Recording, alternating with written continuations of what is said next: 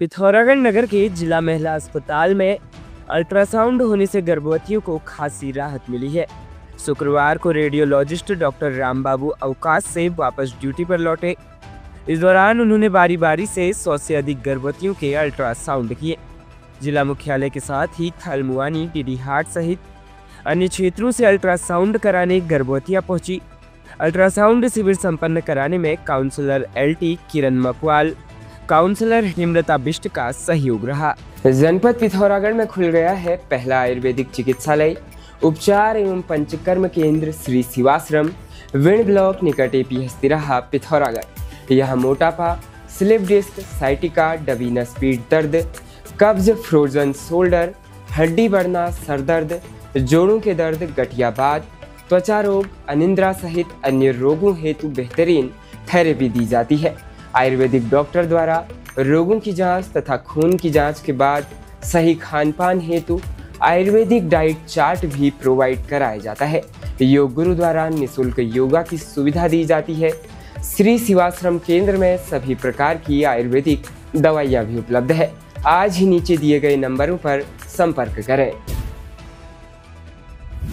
कैलाश मानसरोवर और आदि कैलाश यात्रा मार्ग पर श्रद्धालुओं और पर्यटकों का सफर और भी आरामदायक होगा।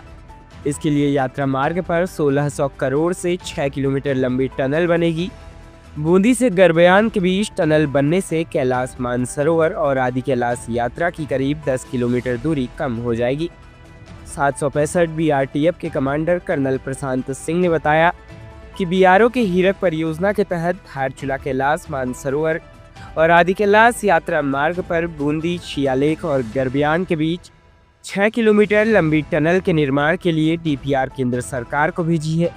उन्होंने कहा कि जल्द ही इस योजना को स्वीकृति मिलने की उम्मीद है। अखिल भारतीय विद्यार्थी परिषद पिथौरागढ़ इकाई के कार्यकर्ताओं ने आज निदेशक लक्ष्मण सिंह महर परिसर पिथौरागढ़ के माध्यम से परीक्षा नियंत्रक को जारी हो रहे परीक्षा परिणामों में गड़बड़ी के विषय ज्ञापन सौंपा। परिषद के जिला संयोजक इंदर सिंह बथियाल ने कहा कि विगत कुछ दिनों से छात्र छात्राओं का परीक्षा परिणाम घोषित किया जा रहा है, जिसमें बहुत से छात्र छात्राओं के परीक्षा परिणाम में गड़बड़ी है, जिसके कारण छात्र छात्राएं काफ़ी परेशान है। छात्र छात्रा अपने अंकों से खुश नहीं है। उनका कहना है कि उनके द्वारा सही उत्तर लिखने के बाद भी उन्हें ठीक अंक नहीं दिए गए। कई विषयों में 0 अंक दिए गए हैं।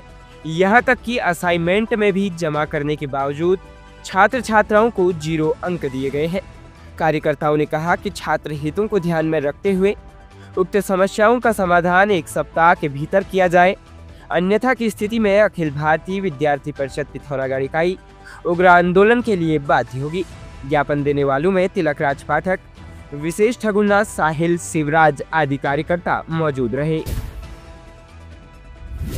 पिथौरागढ़ जिला अस्पताल से लगे लोक निर्माण विभाग कार्यालय की भूमि पर ट्रामा सेंटर बनाने के साथ ही अन्य स्वास्थ्य सुविधाओं के विस्तार की पहल फिर शुरू हुई है। लोक निर्माण विभाग को कार्यालय स्थानांतरण के लिए लिंठियोड़ा में जमीन मिलेगी। यह योजना सफल रही तो जनपद में ट्रामा सेंटर अस्तित्व में आएगा। इसका लाभ सीमांत के लोगों को मिलेगा। वर्ष 2010 में घंटाकरण स्थित लोक निर्माण विभाग की भूमि पर ट्रामा सेंटर बनाने की कार्रवाई शुरू हुई। योजना का उद्देश्य जिला अस्पताल से लगी जमीन पर ट्रामा सेंटर बनाने के साथ ही अन्य सुविधाओं का विस्तार करना था। योजना के तहत लोक निर्माण विभाग को कार्यालय शिफ्ट करने के लिए 7 नाली से अधिक जमीन दी जानी थी। इसकी फाइल शासन स्तर पर भी दौड़ी, लेकिन भाटकोट में लोक निर्माण विभाग के लिए सिर्फ 4 नाली जमीन मिलने से योजना पर ब्रेक लग गया। ऐसे में ट्रामा सेंटर नहीं होने से आज भी दुर्घटना में गंभीर रूप से घायल लोगों की जान बचाने के लिए उन्हें हायर सेंटर रेफर करना पड़ता है। जनपद पिथौरागढ़ में स्थित चंडिका घाट मंदिर में एक व्यक्ति पर अवैध रूप से अध्यक्ष बनने का आरोप लगाते हुए 3 गांवों के लोगों ने धरना दिया। इस मामले को सुलझाने के लिए पहुंचे तहसीलदार रामप्रसाद को भी ग्रामीणों का आक्रोश झेलना पड़ा। उन्होंने जल्द ही मंदिर कमेटी की गठन करने की मांग की। बृहस्पतिवार को कुशैल, तुलानी और मोड़ी के ग्रामीणों ने चंडिका घाट मंदिर परिसर में धरना दिया। कहा कि परंपरा के अनुसार तीनों गांवों के लोग बारी बारी से मंदिर के पुजारी का दायित्व निभाते रहे हैं। संबंधित व्यक्ति ने इस परंपरा को दरकिनार कर खुद को अध्यक्ष बताते हुए मनमानी शुरू कर दी है। उन्होंने उस पर श्रद्धालुओं से अभद्रता करने का भी आरोप लगाया। तहसीलदार रामप्रसाद ने दोनों पक्षों को समझाने का प्रयास किया, लेकिन ग्रामीण अपनी मांग पर अड़े रहे। इस मौके पर सरिता द्रौपदी, जानकी देवी, नवीन सिंह सहित कई ग्रामीण मौजूद रहे। एसएसबी 57वीं वाहिनी के बनबसा धनुषपुर स्थित जी कंपनी के जवानों ने बुधवार रात एक वाहन में नेपाल से तस्करी कर लाए जा रहे पशुओं को पकड़ा है।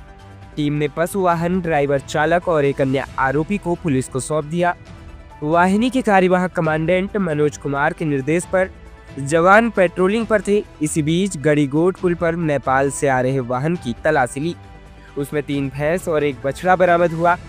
चालक नफीस अहमद और राजा ने बताया कि वे नेपाल से पशु लेकर खटीमा जा रहे थे। उनके पास पशुओं से संबंधित कोई वैध कागजात और खरीद संबंधी दस्तावेज नहीं पाए गए। पिथौरागढ़ नगर के चंडार क्षेत्र में स्थित पेयजल टैंक का लोगों ने सफाई करने की मांग उठाई है।